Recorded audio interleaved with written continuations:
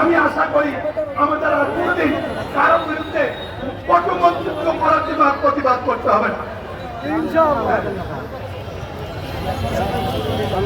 আর একটা কথা বলতে বলছে নতুন উন্নত চিন্তা আনার কোনো দরকার নাই। দেশের সমর্থন হয় নাই, ভোটের মধ্যে সমর্থন করবে, যে যত ভোট পাবে তারা তত এমপি ফ্যাক্টরি থেকে বানিয়ে দেবে। এই ফ্যাক্টরি বাংলাদেশে পয়সা হবে না। বিশ্বাস করেন পৃথিবীর কোথাও নাই, থাকলে ওই দেশে চলে যান। আমরা সংসদীয় গণতন্ত্রে বিশ্বাস করি।